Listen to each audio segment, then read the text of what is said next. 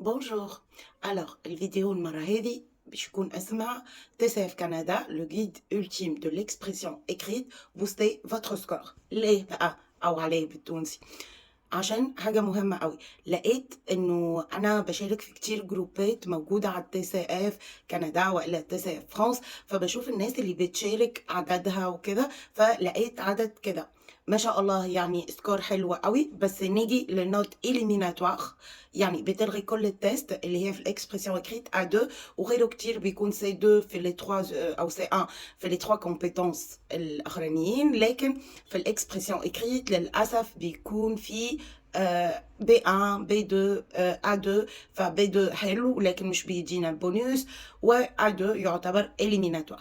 فتعالوا نتكلم على الاكسبرسيون اكريت. اولا قبل ما افصلها كلها هنصحكم بشوية كتب، هي مجانية ولكن بتساعدكم قوي. اللينك موجودين على تيليجرام ان شاء الله، في يوتيوب هحطهم في الديسكريبشن بوكس، وفي فيسبوك هحطهم في التعليقات.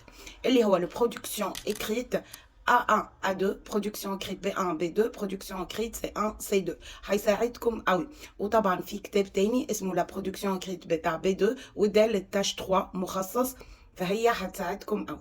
دلوقتي ندخل في صميم الموضوع. هحطلكم صور الكتب هنا. اللي هو التي سي اف اكسبرسيون اكريت مكونه من ايه؟ اولا مكونه من 3 تاش. تاش 1، tâche 2, tâche 3. Tâche 1, اللي هي le message efficace ou bien le message simple. Les mots requis seront de 60 à 180 mots. C'est un message formel ou semi-formel demandant à transmettre une information simple. Par exemple, écrire ou décrire une situation, poser une question. L'objectif, ce qu'on doit être précis. اول حاجه بس دي بس بروميير فيديو، هتكون طويله طبعا عشان هنفصل فيها لي 3 كومبيتونس. الفيديو اللي بعدها هي هتكون مع دي اكسبرسيون اكريت فات افيك دي اكزامبل بريسي، كده تقدروا تاخدوا منها انسبيراسيون او الهام يساعدكم. تمام. قلنا de 60 à 120 mots. Tâche 2, اللي هي le compte rendu.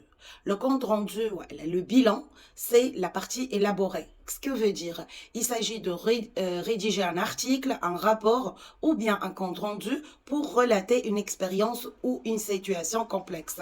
L'objectif, ça sera être descriptif et structuré. Les mots requis, ce seront de 120 à 150. Tâche 3, et c'est la tâche essentielle bien évidemment, c'est l'argumentation, la comparaison. Donc, c'est un petit peu complexe. Donc, on a vu simple, élaboré et maintenant complexe. Là, on vous demande de réagir à une idée, d'exprimer, de défendre votre opinion. L'objectif, ce sera sur 2 parties. Donc, on vous donne 2 petits textes. L'objectif, c'est être convaincant et organisé. Les mots requis sont de 180 mots. Et ça, c'était la présentation de l'expression écrite. Donc, j'ai décidé de faire la vidéo. Là, on est à 4 minutes, de la faire en 3 parties. La deuxième partie, restez connectés, enregistrez la vidéo. Si vous mettez un like, ça me fera trop plaisir. Le commentaire, bien évidemment, de partager la vidéo, de s'abonner, et surtout que je m'approche de 1000 abonnés sur YouTube, pardon. Et ça, c'est mon défi avant la fin de 2026. Si vous voulez m'aider, c'est totalement gratuit et ça me fera chaud au cœur. Et 15 000 abonnés sur Facebook avant la fin de 2026. Restez connectés. Je vous vois dans la deuxième partie. Je vais élaborer la structure. Maintenant, à parler tout d'abord de la tâche 1. C'est le message efficace. Et là, on a dit qu'on doit être simple et précis. Alors, donc, on aura un schéma. Par exemple, on va écrire un email, que ce soit un courriel, que ce soit formel ou semi-formel. Donc, on va voir la structure d'email formel. On a l'objet. Après, on a la salutation, le corps de l'email, la formule de politesse et la signature. Alors, pour la tâche 1, oubliez les phrases trop complexes. N'essayez pas d'être un poète ou qui que ce soit. Soyez dans la simplicité. On cherche l'efficacité. Donc, les conseils clés. Tout d'abord, le triage, c'est 5 minutes maximum. Lisez attentivement la consigne. Qui écrit à qui? Quel est le but? Demander, s'excuser, confirmer. Le temps doit être formel, donc vous utilisez vous. Vous allez utiliser, pardon, vous. Deuxième point, structure immuable. Donc, objet clair, un titre qui résume le contenu. La salutation formelle, bonjour madame, bonjour monsieur, chère madame, et le corps de message, on va répondre à ces questions-là. Qui, quoi, où, quand, pourquoi. Une idée, une phrase.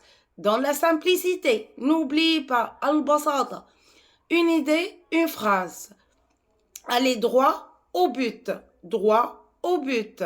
Donc, la formule de politesse standard, dans l'attente de votre réponse, je vous prie d'agréer madame ou bien monsieur mes salutations distinguées. Essayez ça de l'apprendre par cœur. Ok, signature, donc ça sera votre nom, prénom. Vous comptez les mots, comptez les mots, comptez les mots, comptez les mots. Visez la fourchette, c'est-à-dire 60, 120 mots, on va y aller sur 80, 70, c'est trop bien. Si vous écrivez trop ou pas assez, vous perdez des points. Et on passe à la tâche 2. Tâche 2, le compte rendu ou le bilan. Donc, image d'un journal ou d'un rapport avec des titres et des listes. Tâche 2 vous demande de raconter ou de faire un bilan. Imaginez que vous écrivez pour un journal interne ou bien pour un supérieur. Nos conseils clés, comme chaque fois, نصائحنا المفتاح هي de créer un titre accrocheur ou informatif qui résume le contenu. Le titre, le contenu. Donc, deuxième point ou deuxième conseil, l'introduction. Présentez brièvement le contexte ou l'événement. Exemple, un voyage, un problème technique, une rencontre. Troisième point, le développement. Utilisez la chronologie ou des thèmes pour organiser votre récit ou votre conte. Utilisez des adjectifs variés pour la description. Utilisez des temps du passé, passé composé, imparfait, correctement, donc passé dans les temps composés, puisque je vous rappelle, j'ai oublié de le dire aux tâches 1. Tâche 1, c'est presque le niveau A1, A2. Et tâche 2, c'est entre B1, B2. Donc, l'objectif, même si vous relatez une expérience, maintenez un ton neutre et professionnel et soyez dans l'objectivité. Cinquième point, la transition vers la tâche 3. Tâche 2, tâche 3 demande des mots de liaison, mais tâche 2 se concentre sur la clarté et la spécificité du récit. Et on passe aux tâches 3. Donc, tâche 3, on va faire un petit triangle. C'est quoi? En fait, la tâche 3 est nommée la force de l'argument ou bien comment défendre son opinion. Donc, qu'est-ce qu'on a? On a introduction, argument, comme ça, argument, conclusion. Mettre en évidence les mots de liaison. Qu'est-ce qu'on veut dire par mots de liaison? Les connecteurs logiques. Qui va se voir dans ces vidéos-là? Mes étudiants qui sont en train de préparer le TCF ou le DELF B2 avec moi. Donc, la tâche 3 est votre chance de briller, puisque elle est notée à partir de B2, on va dire. C'est 1, c'est 2. C'est elle qui fait la différence. Et toute la différence. Donc, c'est l'argumentation pure. Vous devez, défendre votre opinion ou comparer deux points de vue. Nos conseils clés, comme chaque fois, l'introduction, le lancement. Donc, la phrase d'accroche, la reformulation de la thèse, l'annonce du plan. Je suis favorable pour cette idée pour plusieurs raisons. Et ici, n'oubliez pas de voir ou de consulter mes vidéos sur DELF B2, là où j'ai bien mentionné comment nous faisons de l'argumentation par écrit. Donc, le corps du texte, c'est la conviction, utilisée de 2 à 3 arguments solides. Pour chaque argument, donnez un exemple ou une justification. Les connecteurs logiques. Les connecteurs logiques. Je mets 3 lignes rouges. Je la souligne en 3 lignes rouges. Premièrement, de plus, en outre, cependant, en revanche, par conséquent, c'est ce qui fait d'avoir un score élevé. C'est la maîtrise des connecteurs logiques lors de l'expression écrite et l'expression orale. La conclusion ou la synthèse finale, c'est la fermeture. C'est une synthèse et réaffirmation de votre position ou bien, si vous souhaitez, ajouter une phrase ou une question ouverte à un autre sujet. Donc, nos conseils, un chronomètre, un stylo, et une feuille, un chronomètre, un stylo, une feuille. Ne faites pas vos essais sur l'ordinateur ou sur le téléphone. Vous êtes jugé sur le nombre de fautes d'orthographe, de conjugaison, de la grammaire.